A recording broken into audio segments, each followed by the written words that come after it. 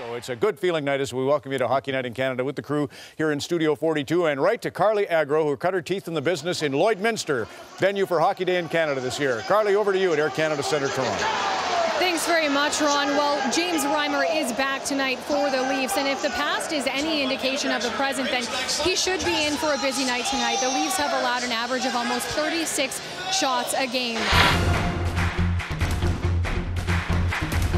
Now let's catch up with Carly Agro and Alex Bilodeau.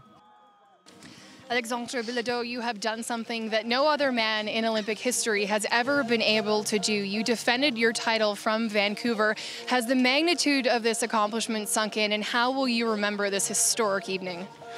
I don't think it's synced in. I still can't believe it, just like I did in Vancouver.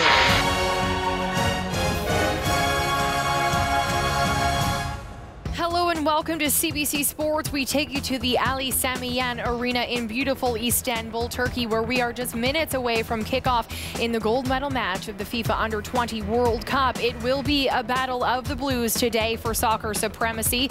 Les Bleus taking on La Celeste, also known as France versus Uruguay. You have Les Bleus taking on the Sky Blues. Carly Agro alongside Nigel Reed to help you set things up.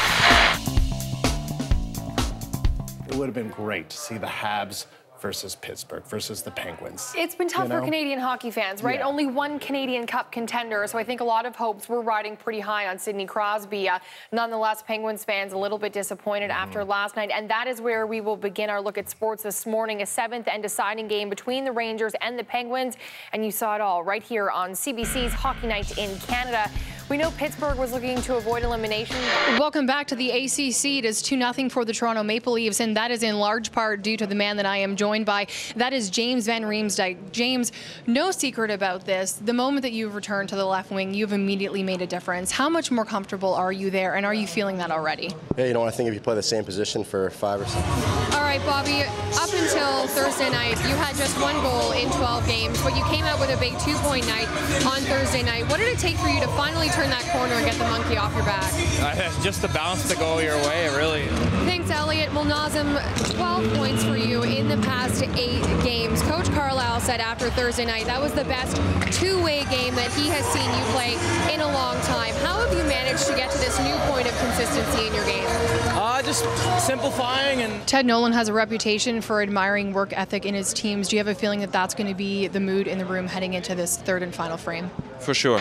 Another lawsuit against the league, and this time again filed by a group of former players. So Carly's here as we take a look at this. Good morning to you. Good morning, Heather. These players and their lawyers are saying that the NFL substituted pain medication in lieu of proper health care. Essentially, instead of treating these players' injuries properly, they masked them. They made them feel better. They used things like Percocet and anti-inflammatories to cover up those injuries so that they could get back on the field as soon as possible. And they weren't minor injuries. It wasn't a bruise. That's right, Heather. For example, McMahon says at one point he actually suffered a broken neck as well as a broken ankle. And instead of treating him properly, his trainers and the team doctors prescribed very serious pain medication and even some anti-inflammatories so that they would mask those pain symptoms so that he would be able to stay in the game. Carly Agro caught up with the 2 Canadian medalists.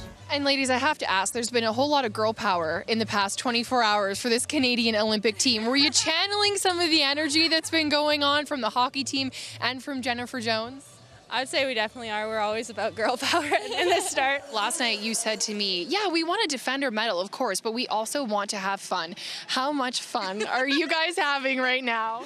Oh, it is undescribable right now, actually. Also tonight, 2 teams will be punching their tickets to the Canadian Championship soccer final. That's right, Carol. The Amway Canadian Championship continues tonight, and we are now into the return leg of the semifinal competition. Tonight, TFC will visit Vancouver and the Whitecaps.